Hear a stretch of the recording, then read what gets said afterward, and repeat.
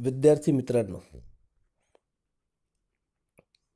मागच्या तासाला आपण पर्सनल अकाउंट म्हणजे काय, रिअल अकाउंट म्हणजे काय आणि नॉमिनल अकाउंट म्हणजे काय, जर कधी कोणते आयटेम्स दिलेले असतील तर ते कशा प्रकारे पर्सनल अकाउंट, रिअल अकाउंट आणि नॉमिनल अकाउंटमध्ये बायफर्केट करायचे, वर्गीकरण करायचं,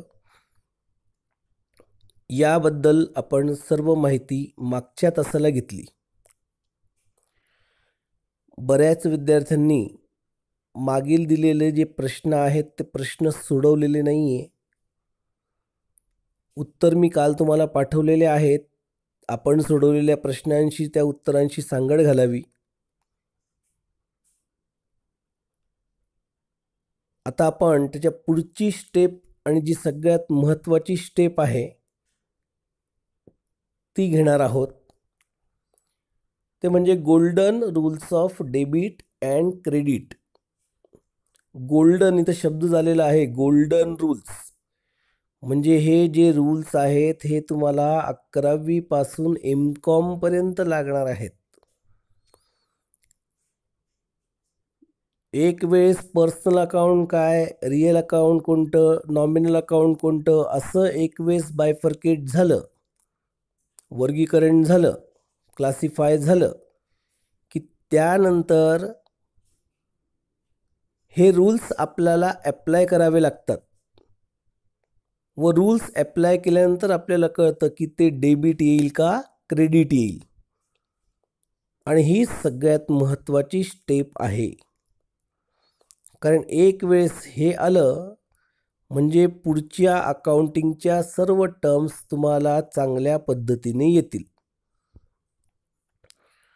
मग गोल्डन रूल्समध्ये पर्सनल अकाउंटचा जो रूल्स त्यांनी दिलेला आहे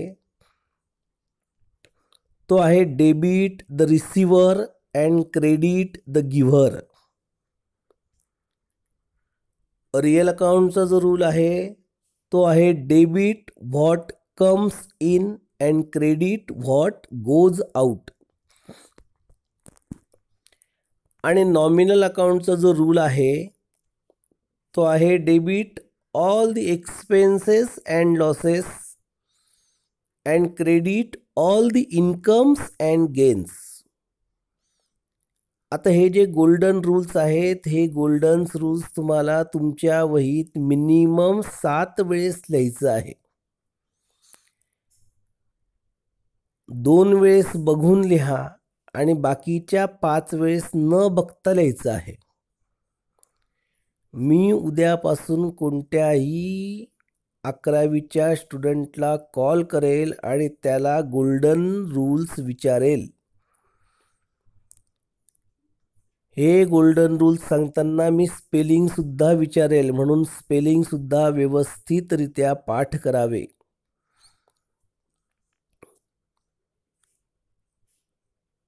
कारण हा अकाउंटचा गाभा आहे, महत्त्वाची गोष्ट आहे आणि म्हणून या सगळे रूल्स तुमचे पाठ असायला हवे.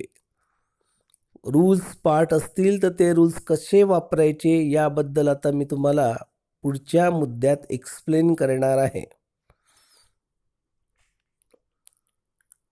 परत एक वेळेस मी रूल सांगतो. पर्सनल अकाउंटचा rule debit the receiver and credit the giver. Real अकाउंटचा rule debit what comes in and credit what goes out. आणि नॉमिनल अकाउंटचा rule debit all the expenses and losses and credit all the incomes and gains. मग आपण एक छोटंसं example पुढे घेऊ म्हणजे तुम्हाला थोडी कन्सेप्ट अजून जास्त क्लिअर होईल. बघा असं दिलेलं आहे, from the following transaction find out 2 aspects, 2 accounts and classify the accounts. आता इथे ज्या महत्त्वाच्या गोष्टी आहेत ते म्हणजे प्रत्येक ट्रान्झॅक्शनचे कमीत कमी 2 इफेक्ट असतात. मग ते 2 इफेक्ट कोणाला जाईल हे लक्षात घेणं गरजेचं आहे. एक वेळेस ते 2 इफेक्ट आपल्याला कळले की त्यानंतर आपल्याला त्याबद्दलचे रूल्स वापरता येतात व ते रूल्स वापरून मग आपल्याला कळतं की डेबिट आहे का क्रेडिट आहे.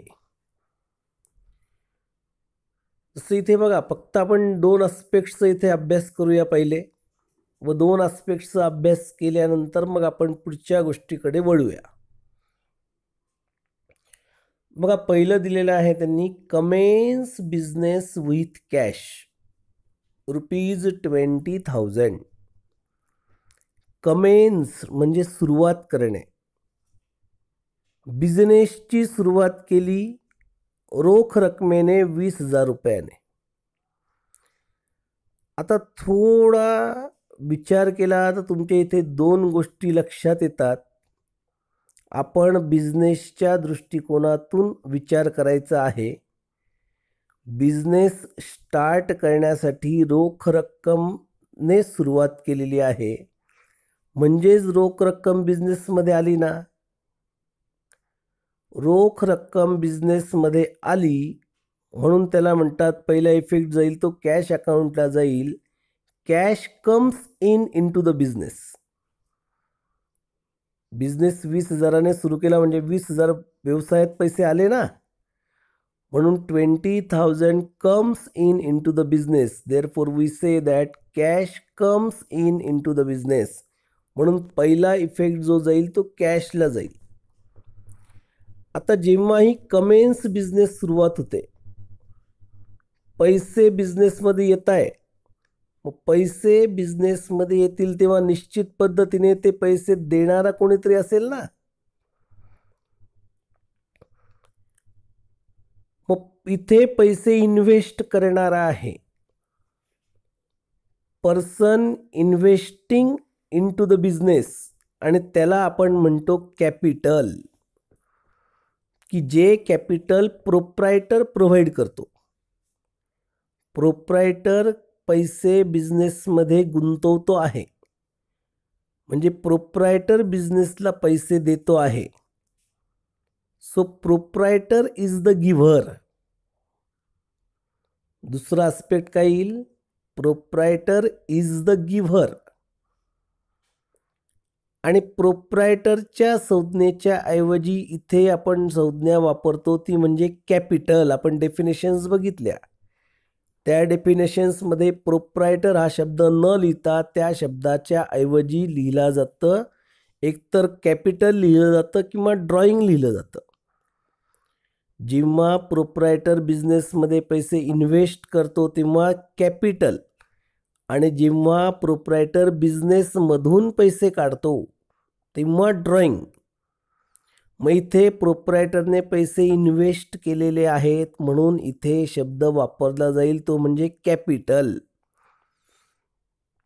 म्हणून पहिला जो इफेक्ट येईल तो येईल कॅशला, आणि दुसरा जो येईल तो कॅपिटल अकाउंटला.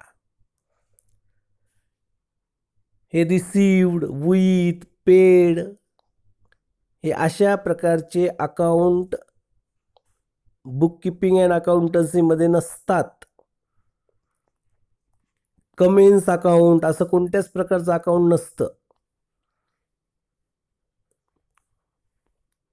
म्हणून दिलेल्या एक्झाम्पलवरून सगळ्यात अगोदर 2 अकाउंट याच्याशी संदर्भात कोणते हे जाणून घेणे सगळ्यात महत्त्वाचं आहे. एक वेळेस ही गोष्ट कळली की त्यानंतर बरंच काही सोपं होऊन जातं. आपण दुसऱ्या एक्झाम्पलकडे जाऊया. Purchase goods on credit from Ajay ₹10,000. बिझनेसने अजयकडनं 10,000चा माल उधारीने घेतला. आता इथे 2 शब्द महत्त्वाचे असतात, की माल उधारीने घेतलेला आहे का रोखीने घेतलेला आहे. कारण दोघांच्या वेळेस एक अकाउंट बदलतं. जर उधारीने घेतलेला असेल तर तिथे पार्टीचा संबंध येतो. कारण उधारीने घेतलेला आहे म्हणजे त्या पार्टीला आपल्याला पैसे द्यायचे आहेत. आपण माल घेतलाय ना, माल घेतल्याच्या बद्दल आपल्याला पैसे द्यावे लागतील आणि त्यामुळे इथे पार्टीचा संबंध येतो. आणि ज्या वेळेस कॅश या शब्दाचा वापर केलेला असतो की रोखीने माल परचेस केला, अशा वेळेस एक इफेक्ट कॅशला जाईल. इथे पार्टीचा संबंध येणार नाही. म्हणजे दिलेलं एक्झाम्पल हे व्यवस्थित बघणे, दिलेले ट्रान्झॅक्शन हे व्यवस्थित बघणे व ते ट्रान्झॅक्शन रोखीचे आहे का उधारीचे आहे याबद्दल प्रथम विचार करणे व त्यानंतर ठरवणे की कोणतं अकाउंट त्या संदर्भात येईल. मग इथे अजयकडनं आपण उधारीने माल घेतलेला आहे. आपण बिझनेसच्या दृष्टिकोनातून विचार करीत आहोत. Purchase is an expenses. आपण पैसा खर्च केलेला आहे माल खरेदीसाठी. माल खरेदीसाठी पैसा खर्च केला असल्याने इथे पहिलं अकाउंट येईल ते म्हणजे परचेसेस. माल आलेला आहे. Goods comes in to the business. Comes in म्हणजेच परचेसेस आणि गोज आउट म्हणजे सेल्स होतं. मग इथे माल आलेला आहे. Goods comes in to the business म्हणजे मालासाठी आपण खर्च केलेला आहे आणि म्हणून परचेस अकाउंट हे पहिलं अकाउंट इथे रिफ्लेक्ट होईल. म्हणजे इथे पहिलं आस्पेक्ट आहे purchase account, because purchase is an expenditure. And second effect goes to Ajay account. कारण हा माल आपण घेतला पण परत इथे कोणीतरी दिला असेल ना. मग इथे हा माल कोणी दिलेला आहे? अजयने दिलेला आहे. So Ajay is the giver. Ajay is the giver आणि म्हणून दुसरा जो इफेक्ट आहे तो अजयला जाईल. याच उलट जर हे अकाउंट म्हणजे हे जे परचेसेस आहे ते रोखीने केले असते तर अजयच्या ऐवजी कॅश या शब्दाचा वापर आपण केला असता. म्हणजे दोन गोष्टी लक्षात घ्या.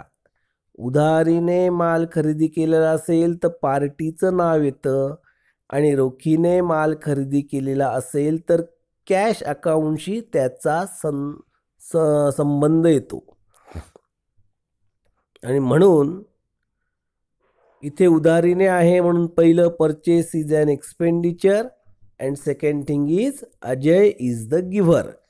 म्हणजे एक अकाउंट येईल परचेसेस अकाउंट आणि दुसरा अकाउंट येईल अजय अकाउंट. तिसऱ्या एक्झाम्पलकडे आपण जाऊया. Cash sales ₹7,000. कॅश सेल्स म्हणजेच गुड्स सोल्ड फॉर कॅश. रोखीने मालाची विक्री केली. मग रोखीने मालाची विक्री केली तर बिझनेसच्या दृष्टिकोनातून रोखीने विक्री केल्यामुळे पैसे आले ना धंद्यामध्ये. Cash comes in to the business आणि म्हणून पहिला इफेक्ट जाईल तो कॅशला जाईल बिकॉज कॅश कम्स इन. आणि माल विकला गेला म्हणजे आपलं इन्कमचा स्रोत विक्री आहे. विक्री वाढली तर इन्कम वाढतं. Therefore sales is an income आणि म्हणून दुसरा इफेक्ट जो जातो तो सेल्सला जातो. इथे प्रामुख्याने एक गोष्ट लक्षात घ्या. इथे आपला माल गेलेला आहे, गुड्स गेलेला आहे, पण गुड्स असं न लिहिता त्याच्याऐवजी एकतर परचेसेस किंवा सेल्स या दोनपैकी कोणत्याही एका शब्दाचा वापर केला जातो. जर माल आला असेल तर परचेसेस आणि माल गेला असेल तर सेल्स. आणि ते ट्रान्झॅक्शन वरून कळतं. इथं स्पष्टपणे म्हटले कॅश सेल्स म्हणजेच गुड्स सोल्ड. सोल्ड म्हणजे विकले म्हणजे गेले. आणि म्हणून सेल्स इज ॲन इन्कम. म्हणून दुसरा इफेक्ट त्याचा जो जाईल तो सेल्सला जाईल आणि एक इफेक्ट त्याचा जो जाईल तो कॅशला जाईल. Because cash comes in to the business. पुढच्या एक्झाम्पलकडे आपण जाऊ. Received commission ₹500. आता इथे वरच्यासारखं विचार नका करू. कॅश सेल्स म्हणजे एक अकाउंट कॅश आणि दुसरं अकाउंट सेल्स. तसं इथे रिसिव्ड कमिशन म्हणजे पहिलं अकाउंट रिसिव्ड आणि दुसरं कमिशन. चुकीचं आहे.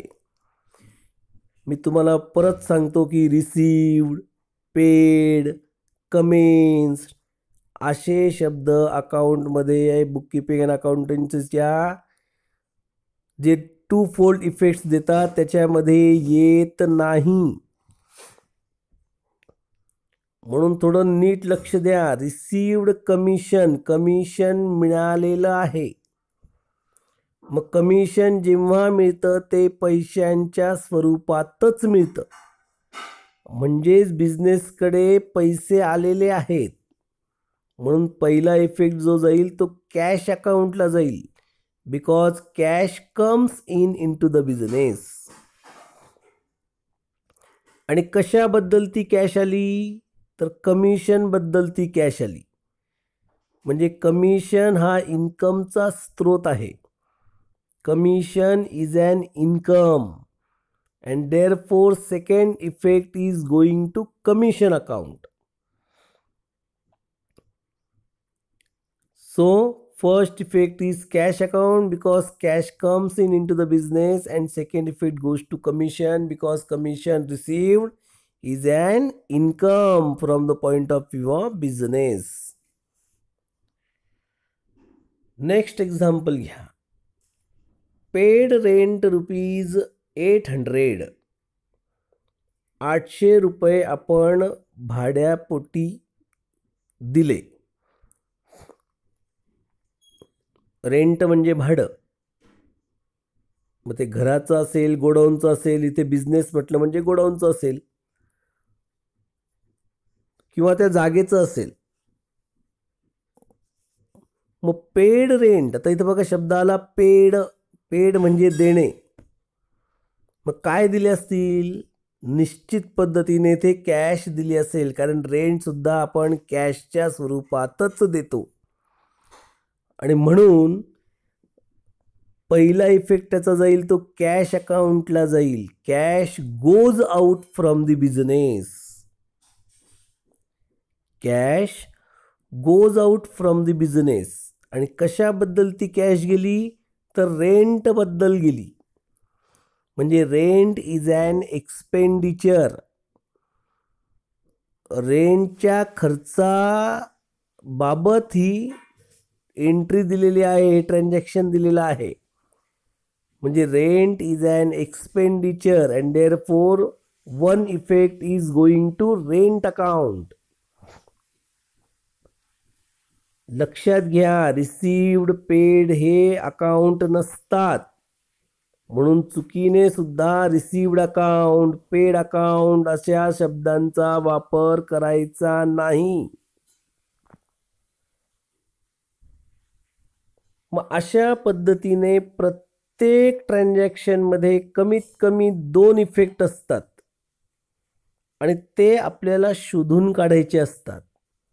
We have to trace out the 2 aspects of the transaction from the journal entry or from the transactions given. If we properly draw the 2 aspects, then our next program will be run very effectively. we can easily solve the problem.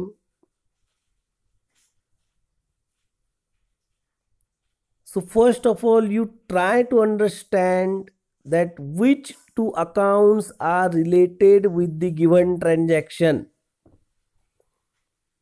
Without noticing that which two accounts are involved, it is not possible for you to solve any example. So you must know these things properly.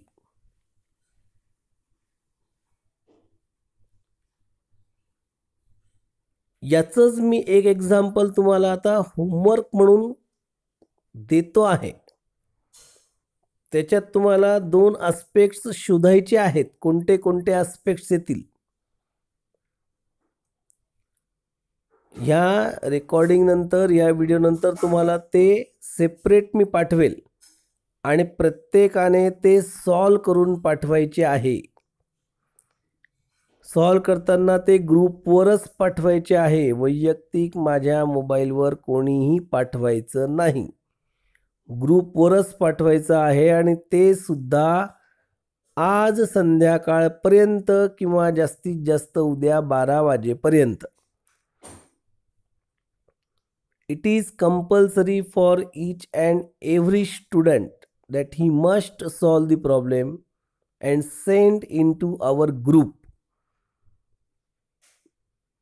Those are in A division group, they send in A group, and those are in B group, they send it on B group. You understand properly? सगळ्यांना व्यवस्थित समजलंय मी काय सांगतोय?